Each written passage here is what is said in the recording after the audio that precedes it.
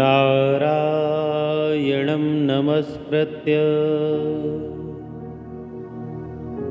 नरं चैव नरोत्तमं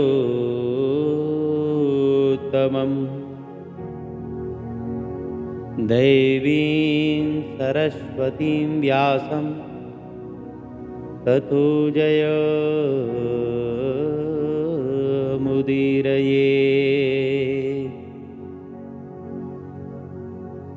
कृष्णाय वासुदेवाय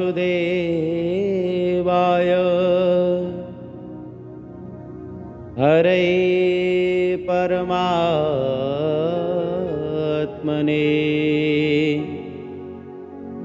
प्रणतः क्लेशनाशाय गोविंदाय नमो नमः। नारायण।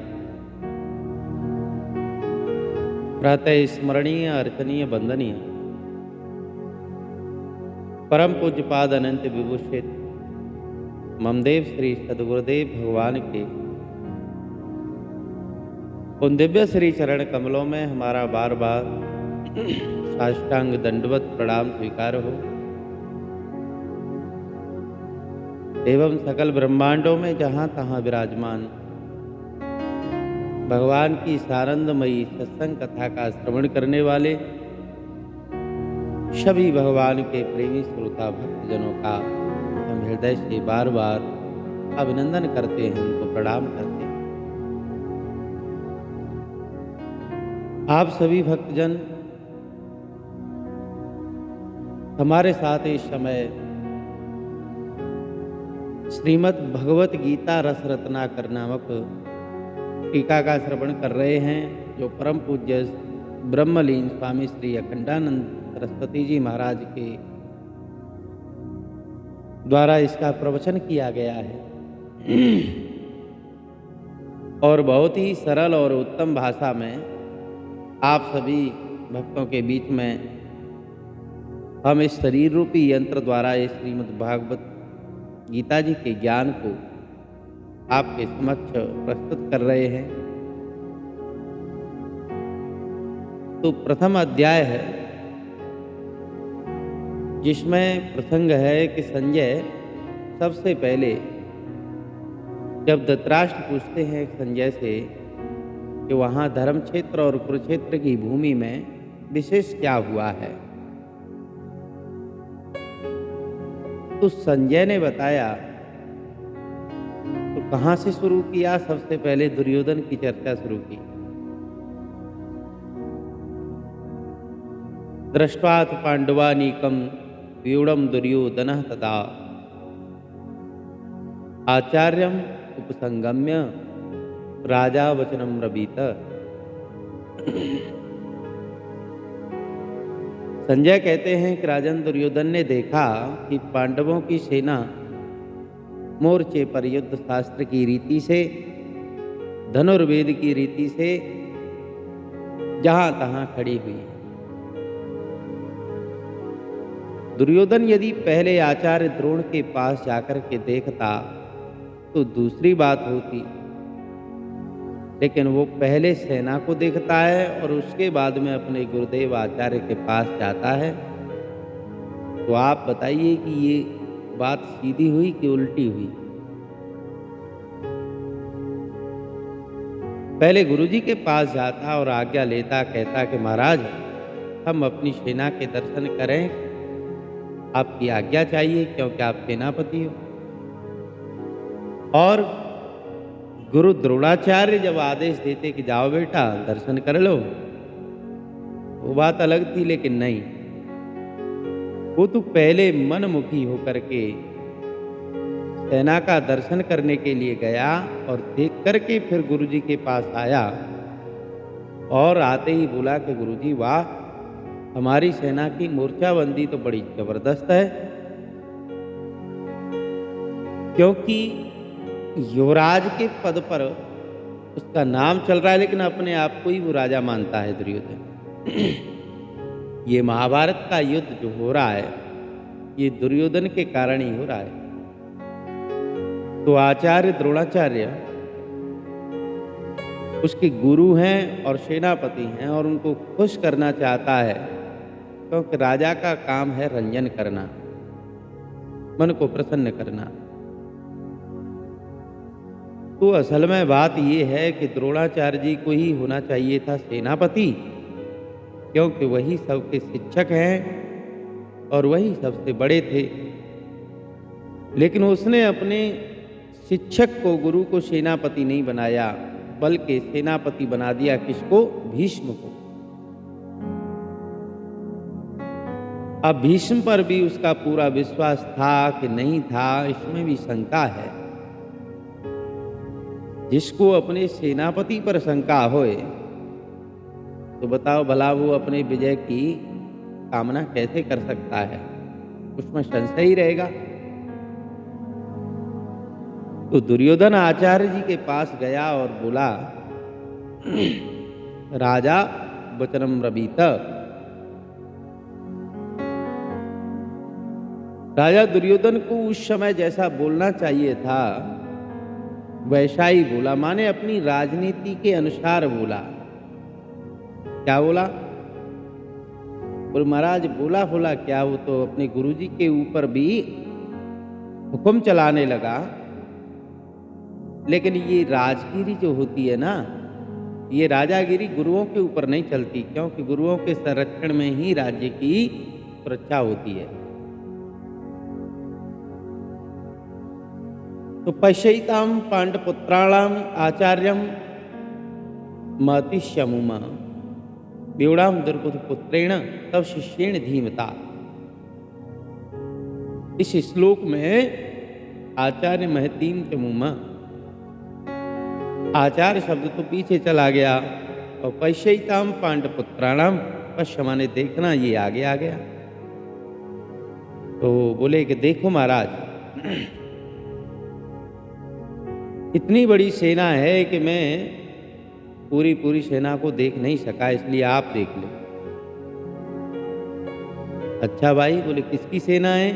बोले पांडपुत्राणाम महतीम चमुमा, ये पांडपुत्रों की सेना है, धर्मराज की सेना है, अर्जुन की सेना है।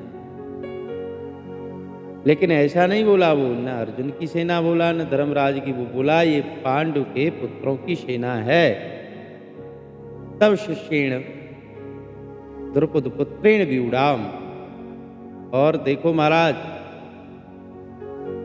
ये प्रतिपक्षियों की सेना में आपका सामना करने के लिए आपका चेला ही आया है। द्रुपद से द्रोणाचार्य जी महाराज की बड़ी शत्रुता हो गई थी। ऐसी कथा महाभारत में आती है कि बाल्यावस्था में दोनों मित्र थे और प्रत्येक वस्तु का बंटवारा कर करके ही खाते पीते थे। दोनों एक साथ मिलकर के पढ़ते थे, द्रोणाचार्य और द्रुपद। उस समय द्रुपद ने कहा था कि हम जब राजा हो जाएंगे तो द्रोण तुम्हें हम आजा राज्य देंगे, तुमको अपने राज्य में से हम आधा राज्य दे देंगे। एक दिन द्रोणाचार्य के बेटे अश्वत्थामा को पीने के लिए दूध नहीं मिला, रोने लगा। तब अश्वत्थामा की माता ने पानी में आटा मिला करके और सफेद करके उससे कहा, ले बेटा दूध पी लो। जब ये दृश्य द्रोणाचार्य ने देखा तो अपनी गरीबी को देख करके बड़े दुखी हुए। सोचने लगे कि हमारे बेटा के लिए दूध भी नहीं मिलता है। उनको याद आया कि बचपन में हमारे एक साथी थे द्रुपद, जो इस समय राजा हैं, तो उनके पास गए और आधा राज्य मांगने लगे। द्रुपद ने कहा कि तुम पागल हो गए हो क्या? लगता है तुम्हारा सिर फिर गया। अरे बचपन में कही हुई बात वो बचपन की थी, अब उस बात की कोई कीमत नहीं है। हाँ कहो, तुम्हें तुम्हारे लिए हर रोज आधा सेर या पाव से दूध भिजवा दिया करूंगा। ये सुनकर के द्रोणाचार्य जी बहुत नाराज हुए। और इसके बाद उन्होंने पांडवों को सिखा पढ़ा करके दुर्बुद्ध से युद्ध भी करवाया और अपना बदला चुकाया। तो यहाँ दुर्योधन उसी घटना को याद दिलाते हुए कहते हैं कि देखो महाराज, ये उसी तुम्हारे मित्र द्रुपद का पुत्र धृष्टद्युम्न है, परंतु तुम्हें उसकी उपेक्षा नहीं करनी चाहिए, क्योंकि वो बड़ा बुद्धिमान है, धीमता।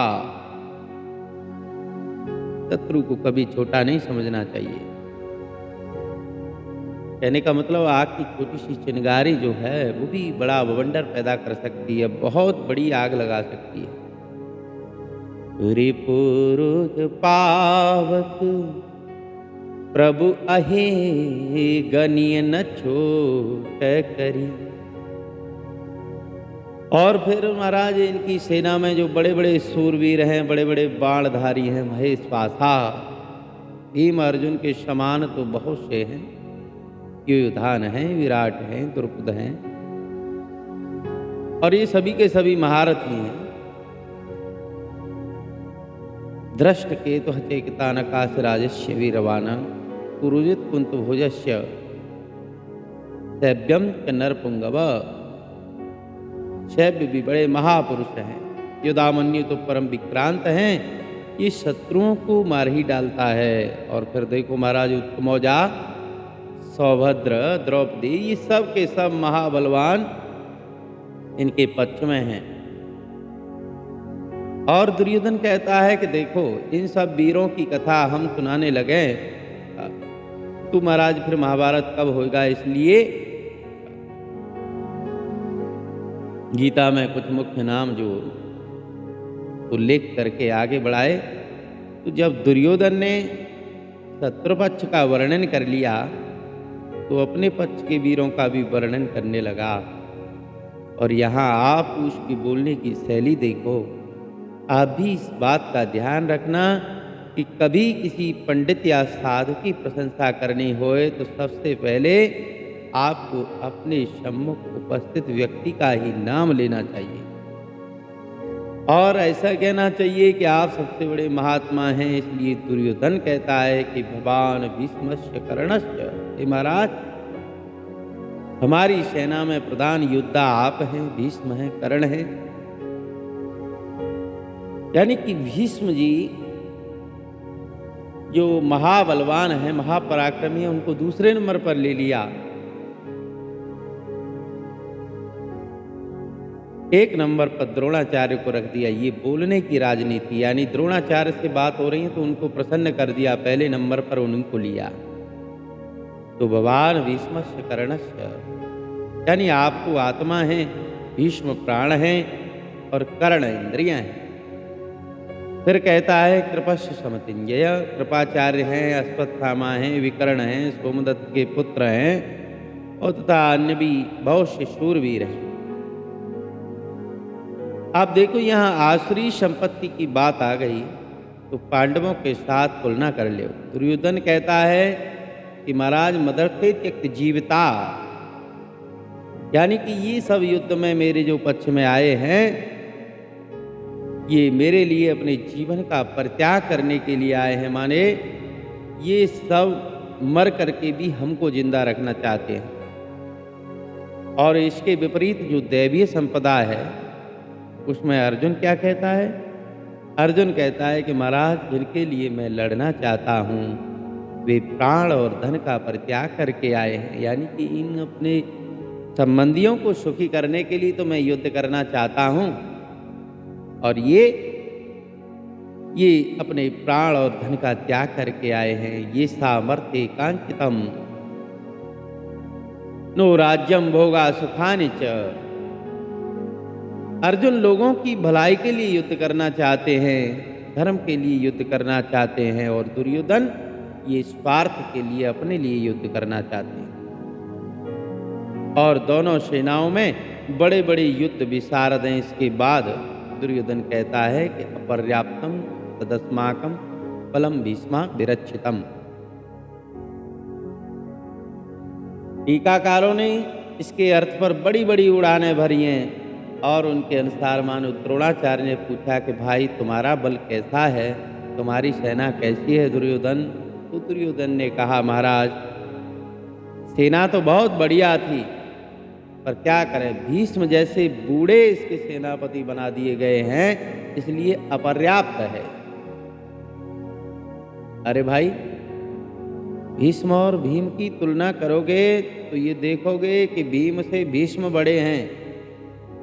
भीष्म प्राण हैं तो भीम मनोबल है। वायु के अवतार हैं भीमसेन, जिससे मन का निरोध होता है। और दोनों की जब टक्कर हो जाए तो क्या कि प्राण स्पंद निरोधनम।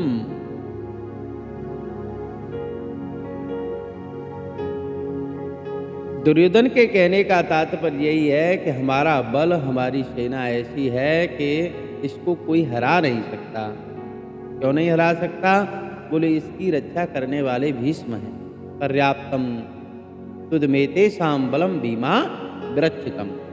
और महाराज पांडवों की सेना तो थोड़ी सी है, उंगलियों पर गिनी गिनाए लोग हैं, हमसे तो बहुत छोटी है। और सेना का बल तो कोई बल नहीं होता। बल होता है तो सेनापति का होता है, उसके रक्षक का होता है। तो भीम पांडव सेना का रक्षक है, इसके भीतर मूर्धन्य सकार नहीं। वो हमारा क्या करेगा? लेकिन भीष्म में मूर्धन्य सकार है। एक बात और है, युद्ध की नीति है कि अपने सैनिकों को, सेनापतियों को कभी अनुत्साहित नहीं करना चाहिए, उनका मनोबल बढ़ा देना चाहिए। क्योंकि स्तूयमाना ही देवता बले न वर्धते। जितनी स्तुति करोगे उतना ही देवता का बल बढ़ेगा। इसलिए कहो कि अरे ओ ब्राह्मण, तू विषय भोग के लिए पैदा नहीं हुआ है। अरे ओ मन, तू वासना का शिकार बनने के लिए, धन पैदा करने के लिए नहीं हुआ है। अरे ओ बुद्धि, तू छोटे छोटे विषयों में आसक्त होने के लिए नहीं है। तू तो विवेक पर, परब्रह्म परमात्मा का विवेक कर। और दुर्योधन आगे कहता है कि सब लोग अपने अपने स्थान पर, अपने अपने मोर्चे पर खड़े हो गए। अब आपका कर्तव्य है कि सब ओर से सेनापति की रक्षा करें। भीष्म विवाह विरक्षितुम भवंता सर्वैव हि। आप सब ओर से भीष्म जी की रक्षा करें। एक विनोदी स्वभाव के पुरुष ने ऐसी टीका की कि दुर्योधन के मन में ये बात आई थी कि भीष्म पितामह सेनापति तो बने हैं, लेकिन ये नहीं, कुछ गड़बड़ नहीं करते हैं, क्योंकि इनका स्नेह दोनों ओर है। इसलिए वो बोला कि आप लोग इनको घेर करके रखना, यानी कि इन पर नजर रखना। भीष्म के ऊपर हमारा जितना विश्वास है उससे ज़्यादा विश्वास हमारा आप लोगों पर है। इसलिए भीष्म की देख रेख करना, कहीं उधर न मिले जाए। तो दुर्योधन मतलबी है, स्वार्थी है। मतलबी लोग जिससे बात करते हैं तो फिर उस समय उसी ढंग की बात है, जिससे कि उनका स्वार्थ सिद्ध हो। अब भीष्म पितामह ने समझा कि ओहो, हम हो गए रक्ष, यानी रक्षा करने वाले, और सब हमारे रक्षक हो गए। इसलिए दुर्योधन की बात का आदर करते हुए कुरु वृद्ध पितामह भीष्म ने शेर की धाड़ जैसा शंखनाद किया। यह शंख का अर्थ बताया महापुरुषों ने। शम माने शांति, खम माने छिद्र। इसके छिद्र में शांति है। अब महाराज शंख बजा, इतना भयंकर बजा कि दूसरे बाजों को बजाने की जरूरत ही नहीं पड़ी। इतनी घोर ध्वनि हुई कि दूसरे सभी बाजे अपने आप बजने शुरू हो गए। यहां कर्म ही कर्ता हो गया। जिन बाजों को बजाना चाहिए था वे सब के सब बिना बजाई अपने आप बाजने लगे। यानी कि शंख को बजाना रूपी कर्म हुआ तो दूसरे बाजे अपने आप बजने लग गए। अब युद्ध छेड़ा गया कौरवों की ओर से, क्योंकि शंख पितामह भीष्म ने सबसे पहले बजाया। युद्ध की घोषणा हुई कौरवों की ओर से आप इसमें कुछ उल्टापन देखते हो कि नहीं, समझते हो कि नहीं? भाई राज्य किसने छीना है बेईमानी से? कौरवों ने। यदि अपना राज्य वापस कराना था, लौटाना था, पांडवों की ओर से पहले शंख ध्वनि होनी थी। कहते कि देखो भाई, हमारा राज्य तुम्हारे कब्जे में है, अगर तुम नहीं दे रहे हो तो हम युद्ध करेंगे। परंतु कौरवों को बड़ी जल्दी थी। वो समझते थे कि जो पहले आक्रमण कर देगा वही विजयी होगा, इसलिए पहले उन्होंने युद्ध को शुरू कर दिया। और महाभारत को जब आप बहुत ढूंढेंगे तो उसमें आपको दुर्योधन के सारथी का नाम शायद ही मिले। ज्यादा खोजोगे तो मिल जाएगा, एकाध जगह दिया है। महाभारत में सारथी का नाम है तो सही, पर बहुत ढूंढने पर, खोज करने पर मिलेगा। लेकिन अर्जुन के सारथी को देखो महाराज, तथा श्वेतई हई युक्तई महत चंदने स्थितौ। अर्जुन जिस रथ पर सवार हैं उसके घोड़े सफेद हैं। थोड़ी देर के लिए इस झांकी का, इस छवि का दर्शन करो, देखो क्या है कि आपकी इंद्रियों के घोड़े सफेद हैं कि नहीं। सफेद रंग जो होता है वो सात्विकता का प्रतीक होता है, सत्वगुण का प्रतीक होता है। तो हमारे इंद्रिय रूपी जो घोड़े हैं वो सफेद हैं कि नहीं, सत्वगुणी हैं कि नहीं। यदि नहीं तो आपका जीवन श्री कृष्ण अर्जुन का रथ नहीं बनेगा। क्यों नहीं बनेगा? बोले इंद्रियाण है नाव। कठोपनिषद में बताया गया है कि इंद्रियां ही तो घोड़े हैं और ये शरीर रूपी रथ को लेकर के चलती है। इसमें आत्मा है रथी, और यदि इंद्रिय रूपी घोड़े की बागडोर यानी मन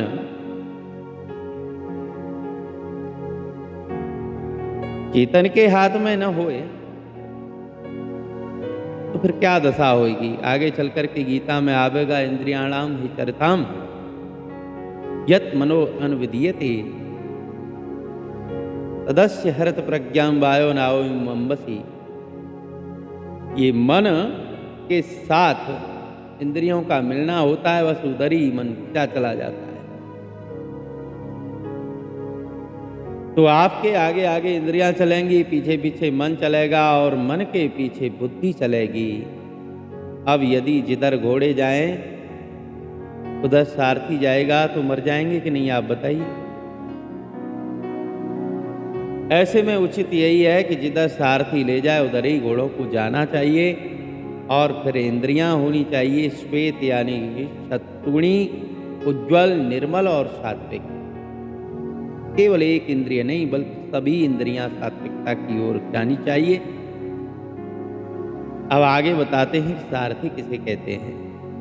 तो सारयति अश्वान सारथ्य है, जो घोड़ों को चलाए वो सारथी है। और ऐसा सारथी कौन हो सकता है? तो बोले महाराज ऐसा सारथी तो अंतर्यामी परमात्मा ही हो सकता है। वही हमारे इंद्रिय रूप घोड़े का संचालन करे और उसी के हाथ में हमारे रथ की बागडोर होए तो हमारा मंगल होगा, अन्यथा हमारा मंगल हो जाएगा। तो यहाँ जो रथी सारथी हैं इनमें एक माधव और दूसरे पांडव, एक मधुवंशी और दूसरे पांडुवंशी। सोपाधिक परमात्मा ही श्री कृष्ण है, सोपाधिक परमात्मा ही अर्जुन है। अरे महाराज, काली रात बनकर के भी परमात्मा आता है, दिन का उजाला बनकर के भी परमात्मा आता है। निराश कृष्ण महर्जुनश, ये ऋग्वेद में बताया कि काल ही कृष्ण है, काल ही अर्जुन है। रात भी वही, दिन भी वही है। एक रथ पर बैठकर दोनों आए और उन्होंने दिव्य शंख का नाद किया। श्रीमद् भगवती गीता जी में तो शंखों के नाम भी दिए हैं। उनमें जो पांचजन्य है वो क्या है? जनता ही तो पांचजन्य है। पंचजन ये शास्त्रीय व्याख्या है। पांच जना माने 5 आदमियों का जो समूह होता है उसको पांचजन्य कहते हैं। तो भगवान श्री कृष्ण जनता की राय का शंख बजाते हैं। पांचजन्यम हृषिकेशो, उनके लिए जो हितकारी है, यहाँ अनिष्ट निवारण हेतु अर्थ बताया गया। यहाँ हित अर्थ में तद्वित प्रत्यय हो गया तो देवदत्तम धनंजय, अर्जुन ईश्वर के दिए हुए शंख को बजाते हैं। उन्होंने जब निवात कवच नामक असुरों का वध किया था तो भगवान ने प्रसन्न होकर के देवदत्त नामक उनको शंख दिया था। इसलिए अर्जुन अपना शंख नहीं बजाते और ईश्वर भी अपना शंख नहीं बजाते। बोले महाराज ईश्वर क्या बजाते हैं? बोले जनता की राय का शंख। अर्जुन क्या बजाते हैं? बोले भगवान का दिया हुआ शंख। तो पौंड्रम दधमौ महाशंखम भीम कर्मा ब्रकोदर अनंत विजयम राजा कुंती पुत्र युधिष्ठिर नकुल सहदेवश सुघोषमण पुष्पकौ, यानी कि सबने अपने अपने शंख बजाए। भीमसेन ने पौंड्र नामक शंख बजाया, युधिष्ठिर ने अनंत विजयक नामक शंख बजाया।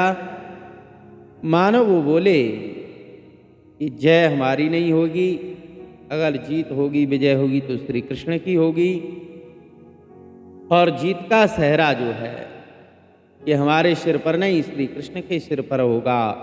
अनंत विजयम, इसका अर्थ है कि अनंत की ही जीत होगी, जिसका कभी अंत नहीं होता है वही तो जीत की ओर जाता है। तो इस प्रकार जब सबने अपना अपना शंख बजा लिया तो क्या हुआ?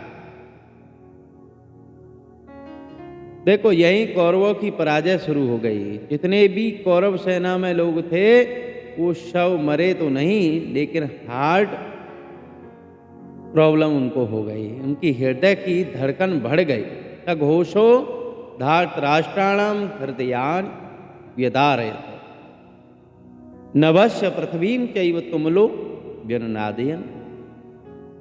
पांडव पक्ष की शंख ध्वनियों ने दुर्योधन आदि जितने भी धृतराष्ट्र माने कौरव थे उनके हृदयों को हिला डाला, विदीर्ण कर डाला, और उनकी सभी नसनाड़ियां जो पंप करती थी महाराज वो तो फटने लगी। अब बेचारे क्या लड़ेंगे, इतना कमजोर हृदय वाले कहीं लड़ सकते हैं? शंखों की निदाद से पृथ्वी और आकाश पूर्ण गुंजायमान हो गए। और जब दोनों ओर से तैयारियां पूरी हो गईं तो अर्जुन ने देखा कि शंख तो श्री कृष्ण ने भी बजाया है। माधव पांडवश्चैव दिव्यौ शंखौ प्रदद्मतुः। उधर अर्जुन रूप यानी जो मन है, अर्जुन कौन? मन। तो मन ने शंख बजाया, इधर भगवान ने शंख बजाया। इससे दोनों पक्षों का जो न्यूनाधिक तारतम्य है वो बिल्कुल स्पष्ट हो गया। दुर्योधन की सारी प्रक्रिया शंख बजने से पहले की थी, लेकिन अर्जुन की सारी प्रक्रिया शंख बजने के बाद से है। यहां एक बात और देखो कि भगवान तो युद्ध करने के लिए शंख बजा रहे हैं और अर्जुन कह रहे हैं कि मैं युद्ध नहीं करूंगा। ये तो वही बात हुई कि जिसके लिए चोरी करो और वही हमसे कहवे कि तुम चोर हो। तो भगवान तो अर्जुन के पक्ष में लड़ने के लिए आए और अर्जुन कह रहे हैं कि तुम लड़ने की तैयारी करते हो तो करो, अगर तुमको लड़ना हो तो लड़ो, मैं तो नहीं लड़ूंगा। अब इसका अर्थ क्या हुआ कि कौरवों से द्वेष श्री कृष्ण के मन में है, बल्कि अर्जुन के मन में नहीं। अरे वहां तो समता है, भगवान से बड़ा भक्त बन गया अर्जुन, भगवान से भी ऊपर। तो भगवान क्या करें? तो भगवान बोले कि अच्छा बच्चों, आज ये तुमको जो अहंकार बना हुआ है कि मैं युद्ध नहीं करूंगा, तुम मैं लेकर के जो इतना उछल रहे हो, तो अब मैं तुम्हारे अहंकार को तोड़ूंगा। इस प्रकार भगवान श्री कृष्ण और अर्जुन के बीच का संवाद श्रीमद् भगवती गीता जी के माध्यम से आप श्रवण कर रहे हैं और ये प्रथम अध्याय का ही अभी भूमिका श्रवण कर रहे थे। इससे आगे की यूट्यूब सीरीज में से आगे का प्रसंग प्रवचन लेकर के आएंगे। तब तक के लिए आप सभी भक्तों से हम विदा लेते हैं। बोलिए श्री सच्चिदानंद भगवान की जय। और आप सभी भक्तों से निवेदन करते हैं कि आप हमारे इस यूट्यूब चैनल को सब्सक्राइब कर लें और ज़्यादा से ज़्यादा हमारे वीडियो को शेयर करें इंस्टाग्राम पर, फेसबुक पर और अन्य अन्य जो प्लेटफॉर्म हैं उन पर आप शेयर कर सकते हो। बोलिए श्री सच्चिदानंद भगवान की जय।